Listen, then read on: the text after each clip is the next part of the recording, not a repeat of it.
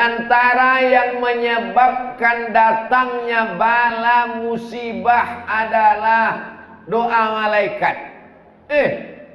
Takkan malaikat mendoakan awak nan doa indah elok. Ado malaikat nan mendoakan tidak baik.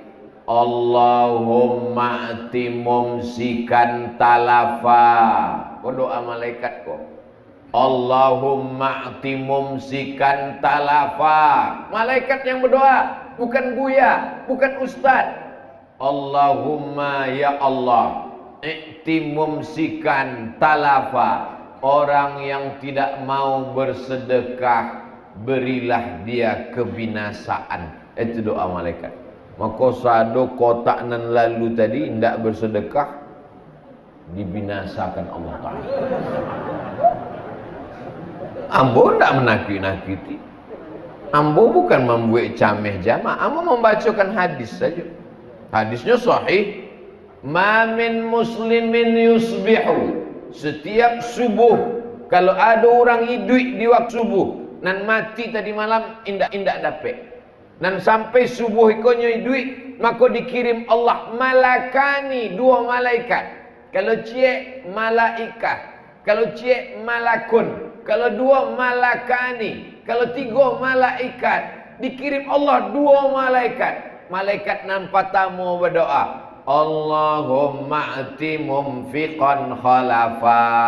Sianan bersedekah berilah ganti. Tapi kalau tidak bersedekah, Allahumma ati mumsikan talafa. Yang tidak bersedekah berilah dia kebinasaan. Bukan namu menyindir dan tidak bersedekah. Kamu membacakan hadis saja. Nanti tersinggung, salah sendiri. Kalau ambo berceramah jangan tersinggung. Beberapa jamaah tersinggung menangga ambo berceramah, pulang sakit meninggal.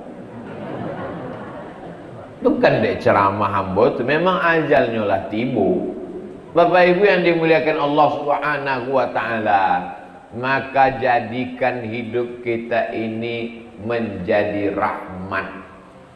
Tidak ada ular sawah yang memakan telurnya sendiri. Ular sawah, binatang buas, melilit kambing, melilit jawi, sapi, tapi tidak ada ular sawah yang memakan telurnya sendiri. Tidak ada anak gajah yang mati diinjak induk gajah. Kenapa? Tidak ada burung elang yang memakan anaknya sendiri. Karena rahmat Allah Subhanahu wa ta'ala. Tapi ada perempuan yang membuang janinnya di dalam plastik kresek. Dan ambo kecek kan iya pindah. Gajah tak ada menginjak anaknya sampai mati. Serigala tak ada menerkam anaknya sampai mati. Tapi perempuan ada yang membuang anaknya dalam kardus, diletakkannya di depan pintu asuhan. Orang penjaga panti asuhan membuka pintu pagi, dicaliaknya ada anak ketek di dalam kardus, diagih nama bin kardus. Dia tidak tahu siapa nama apa. Siapa nama apa kau pak? Bin kardus. Janganlah dikasih nama anak bin kardus, kasihlah nama bin Abdillah. Abdillah itu artinya hamba Allah. Kalau nya padusi agi nama binti Abdillah. Kalau lagi dia bagi bin kardus beko akad nikahnya kan malu mendangannya. Aku nikahkan engkau dengan binti kardus. Ada adabnya. Mana kasih sayang awak? Merasa kasih sayang seakan-akan ini anak kita. Bagaimana kalau anak kita yang dihinakan orang, dijatuhkan orang martabatnya? Maka Islam ini mengajarkan kasih sayang. Islam mengajarkan rahmah. Islam mengajarkan awal pertama Ar-Rahman. Sesudah dibaca Ar-Rahman, Allamal Quran, bukti kasih sayang Allah diajarkannya Al-Quran. Gadang-gadang Quran di Solo tetap 30 juz kan, 30 nampak-nampaknya macam 60. Manga gadang bana Quran, rupanya ada terjemahnya di dalam. Bukti kasih sayang Allah diturunkannya Al-Quran. Ar-Rahman, Allah sayang ke awak, Allamal Quran, diturunkannya Al-Quran. Kalau tidak ada Al-Quran, awak tidak bisa membedakan mana yang halal, mana yang haram. Di ada Quran, kalau awak tahu mana haram. Hurriman alaikumul maitatu, diharamkan bagi kamu bangkai. Nah, awak makan selama itu rupanya indah bangkai, indah. Tapi yang awak makan ayam mati. Ada bapak ibu nama makan ayam hidui. Kalau gitu nanti makan tuh bangkai.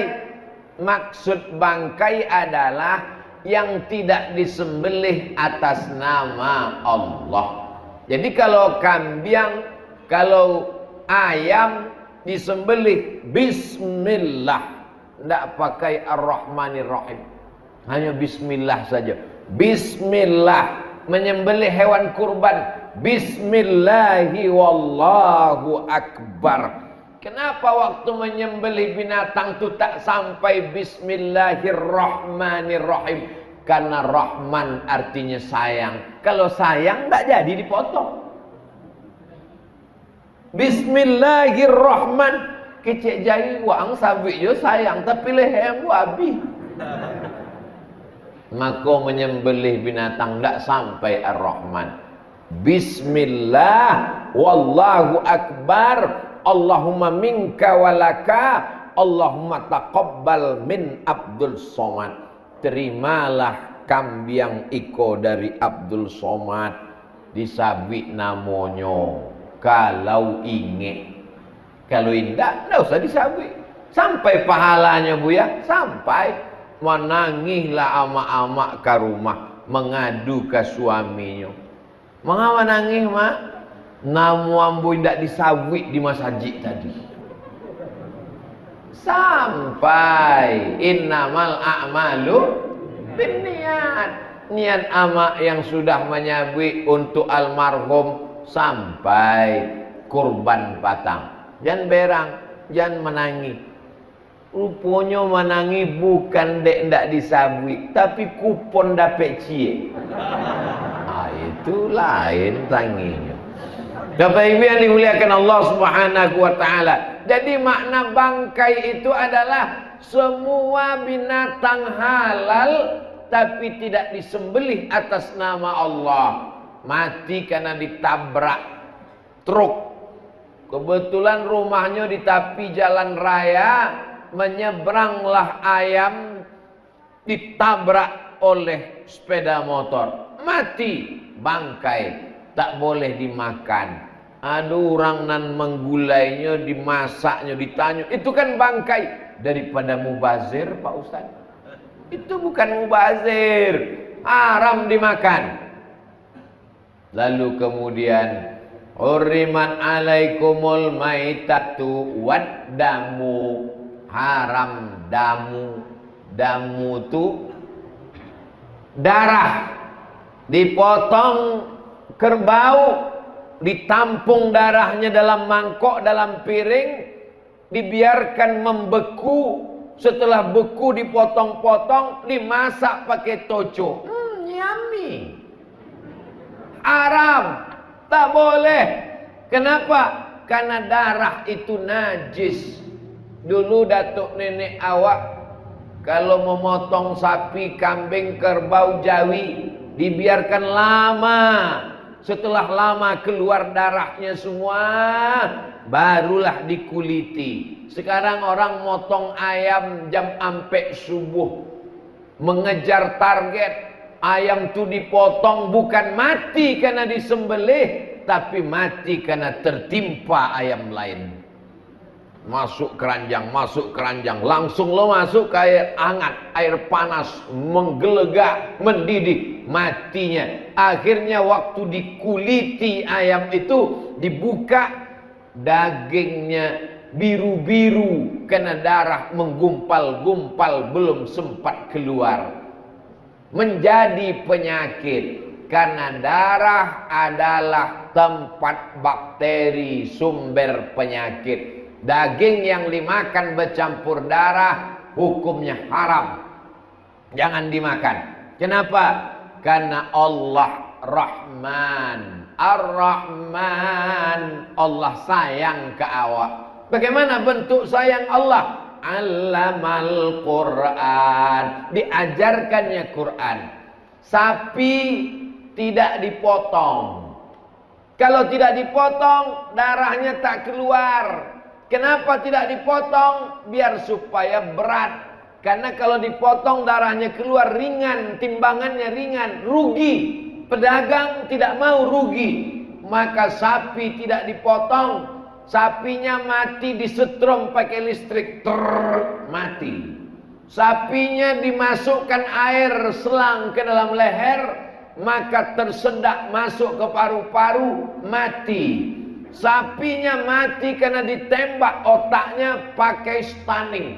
Ada pistol tapi pelurunya tidak keluar. Ditembakkan ke kening sapi, mati sapi karena otaknya ditembak. Tumbang. Habis itu dipotong, dagingnya dipotong-potong, lalu kemudian diletakkan di atas pembakaran.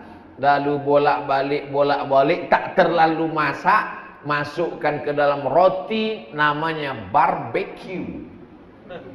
Begitu dimakan, kanai penyakit namanya medco, med saki, ko sapi, medco sapi gilo.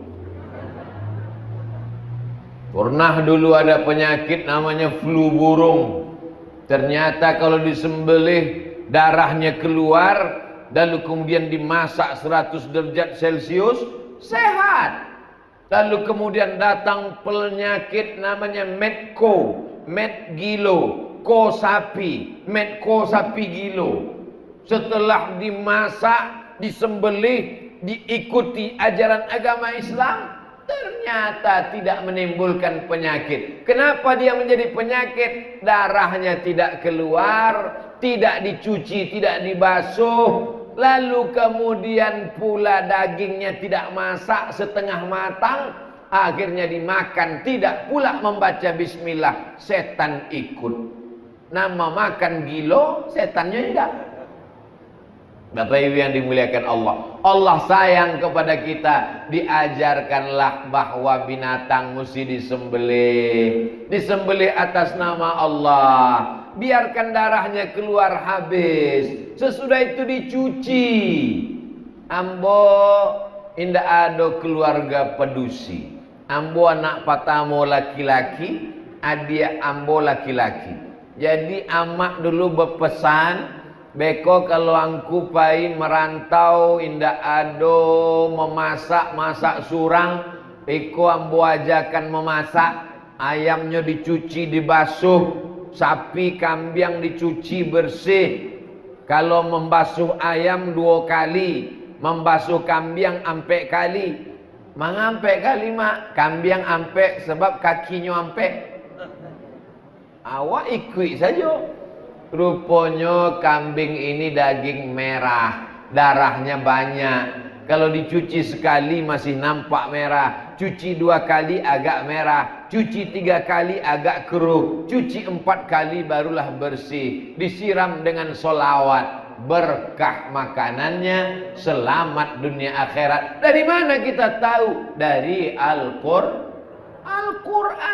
Al-Quran ini diturunkan Allah menyelamatkan kita dari penyakit. Quran bukan cuma dibaca untuk mengusir hantu jembalang tanah. Quran bukan cuma dibaca ketika ada orang kemasukan setan. Quran dibaca bukan cuma untuk masuk rumah baru. Quran dibaca untuk menurunkan rahmat Allah subhanahu wa ta'ala. Hurrimat alaikumul maitatu, jangan makan bangkai.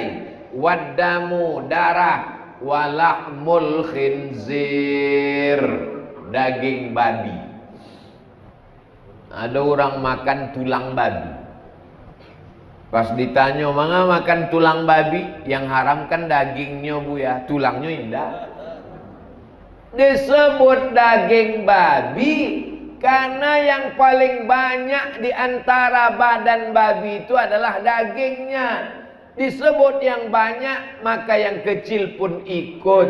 Lemak babi, tulang babi, darah babi, gigi babi, lidah babi, air liurnya.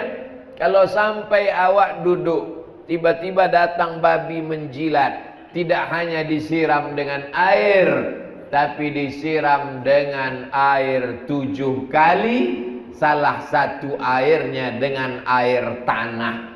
Orang pun mengejek agama Islam, agama primitif. Sudah ada sabun, sudah ada sampo, sudah ada deterjen. Kenapa masih pakai air tanah lagi? Itu orang tidak mengenal peradaban. Agama ketinggalan zaman. Kenapa masih pakai air tanah? Air tanah liat dicampur dengan air, lalu kemudian disiramkan. Rupanya belakangan diadakan penelitian. Air liur babi, air liur anjing mengandung bakteri, virus, kuman, penyakit. Disiram pakai deterjen, kumannya tak mati. Disiram pakai sabun, kumannya tak mati. Dikasih sampo, kumannya tak mati. Tapi mati kalau disiram dengan air tanah, karena air tanah juga mengandung bakteri. Bakteri di air tanah memakan bakteri yang ada di air liur anjing dan babi. Namanya bakteri memakan bakteri. Oh, mana ada bakteri makan bakteri? Itulah virus makan virus. Virus yang disuntikkan ke dalam badan tuh, vaksin itu kan virus. Virus dimasukkan untuk melawan virus. Dimasukkan virus ke dalam, apa jagonya dalam. Maaf virus, tiba. Kini, tiba. Virus yang sudah dijinakkan, dimasukkan ke badan untuk menunggu virus satu lagi. Masuk virus nan jinak, masuk virus nan berang. Basiliknya lalu di dalam. Tak kue, mati.